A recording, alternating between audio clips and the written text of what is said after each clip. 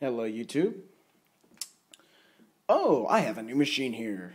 I managed to get the Bang & Olufsen Beogram 3300, so it matches with the Beomaster 3300. So I have a basic B&O system, a turntable and a receiver, and I did manage to get cables to work with the realistic Windows 7 speakers properly. And guess why? My boss found some 2-pin DIN cables in his house, some old radio ones. The old European DIN cable connectors. Isn't that just strange? It's a 3-pin hole, but it works with the 2-pin plugs, which is just strange, I think. Get in there, you dick. Jesus. Alright. Line those up as perfectly as I can.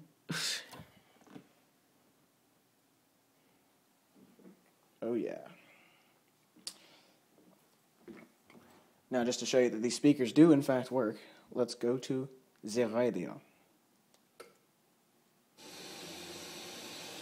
Of course.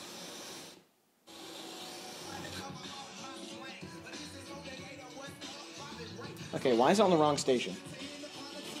There will be deals and activities happening at all of the stores in the center. Tons of classic cars to check out. And if you own a classic car, it's free to enter your car into one of the many categories for your chance to win prizes and dash plaques. Get more info at WMGK.com. A 3, a 2, a 1. Lift off.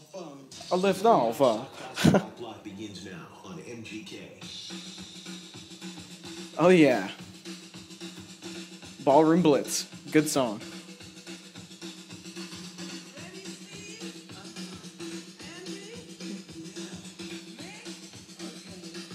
Right, fellas, let's go.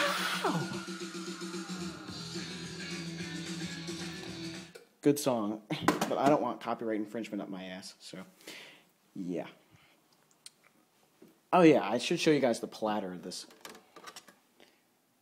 It's pretty cool looking, although there's some crap there from styrofoam being on the platter for about 20 years.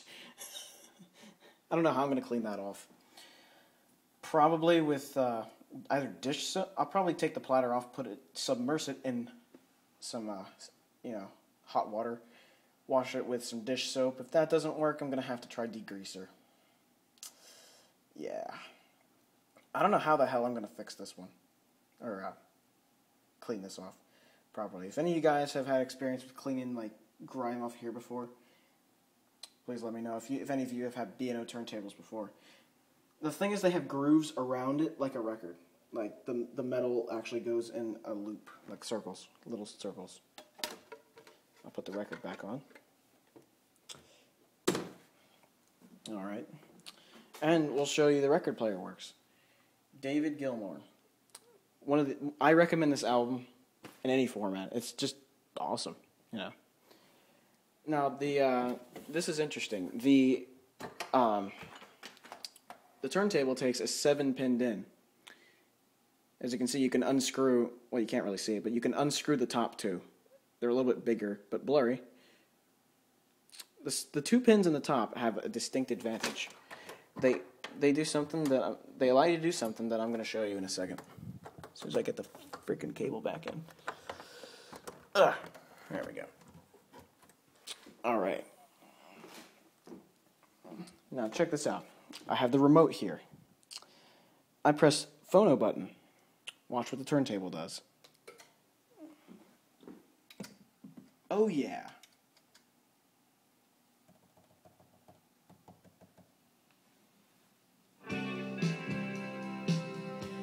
You can play and stop and advance songs with the remote. Now I'll show you the turntable in action.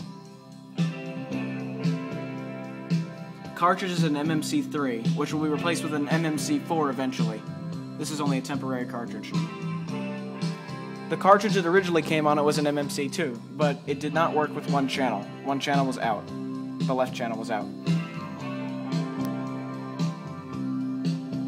Turn and lift. Play and stop. 33 and 45.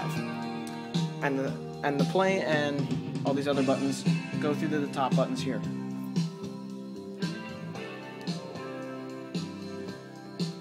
Now I can advance to the next song with the touch of the remote with the record player. It finds the song.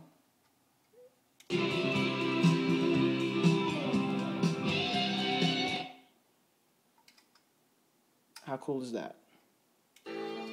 There's no way out of here when you come in. It's definitely David Gilmour. Now, if you press stop on the remote, all that does is lift the head up. So the stop is basically the version of lift that's on the actual turntable. Then you press phono again, and it'll go back down. Press return, and you can actually return the needle back to the original spot at the beginning of the record. Well, return it a little bit.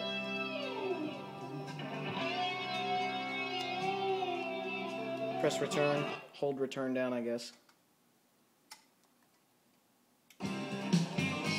Return in advance. It's kind of a strange way of doing it. I'll return it just back to the beginning then. Yeah, it's a strange and antiquated system, but it works. Personally, I prefer the turn and lift buttons on the actual turntable, but it's nice to have it on the remote, I gotta tell you. Now when you turn the system completely off with the remote, with the button that looks like the record button but isn't, shuts off the system, shuts off the turntable, moves it back to its position, and then eventually the record stops spinning. This is an amazing system. Like, being able to control everything with the remote is pretty awesome. And it's nothing too special, but it's pretty cool, you gotta admit. And the main reason I like these things is just for the look. I love the 80s spaceship sort of look. I mean, whoosh! That's kind of spaceship compartment-esque. As is this. Wah!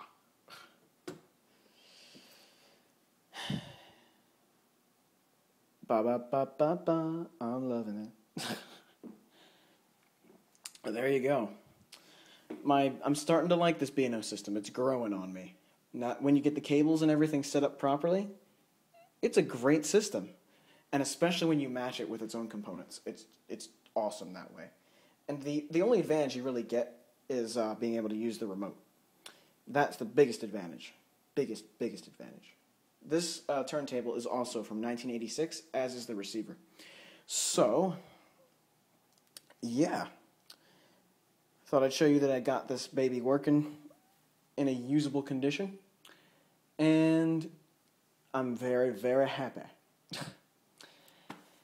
So, that's it. Have a good one, everybody. Ciao.